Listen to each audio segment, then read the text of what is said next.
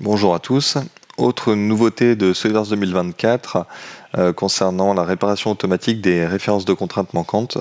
Donc ça existait déjà l'année dernière, ils ont rajouté la possibilité de réparer automatiquement les contraintes de coaxial et de parallélisme.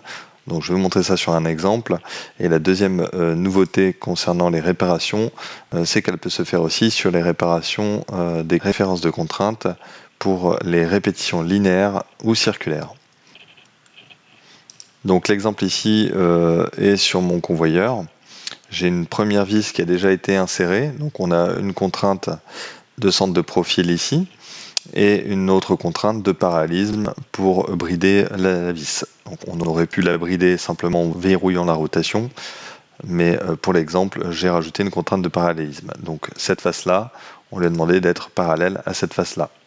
On va faire une répétition, donc je vais répéter linéairement cette vis, et dans la direction 1, j'aurais pu prendre un plan encore une fois, c'est toujours conseillé de sélectionner un plan plutôt qu'une arête, mais pour l'exemple, même principe ici, je vais prendre cette arête-là pour lui donner la direction. La flèche est dans le bon sens, et on vient sélectionner le composant répété, un écart de 80, je valide, le composant a bien été répété. Donc ici, dans mon arbre de création, tout va bien, les contraintes sont bonnes, le composant a été répété, et je vais maintenant faire une modification sur ce composant-là pour créer une erreur. Donc je vais aller ouvrir la pièce, je vais venir sur ce plan-là, faire une nouvelle esquisse et faire un petit rectangle pour aller découper le morceau ici. Donc je lui demande de découper ça ici.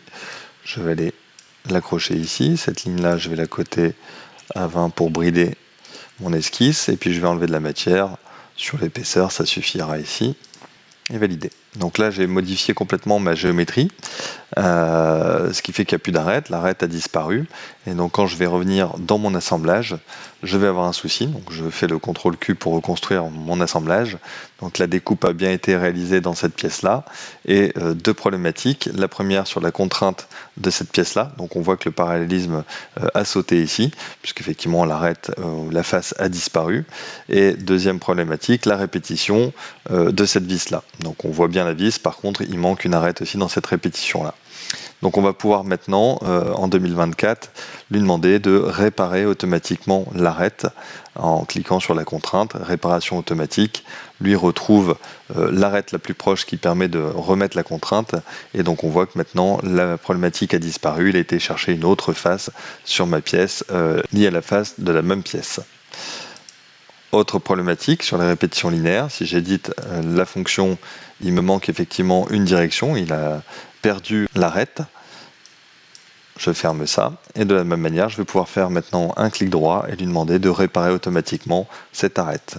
Donc il est venu, si je réédite la fonction, prendre une arête de la même pièce, donc celle-là ici, l'arête la plus proche, pour pouvoir recréer la répétition correctement et éviter l'erreur. Voilà, donc deux petites fonctionnalités très, très pertinentes, ça évite pas mal de clics pour pouvoir resélectionner les bonnes arêtes, on peut le faire en automatique et c'est assez appréciable. Donc réparation des références manquantes dans les répétitions de composants linéaires ou circulaires, ça marche aussi sur la partie circulaire, je ne l'ai pas montré mais ça fonctionne aussi. Et puis ajout des contraintes de coaxial et parallélisme sur les références de contraintes manquantes pour la réparation automatique. A bientôt pour de prochaines vidéos.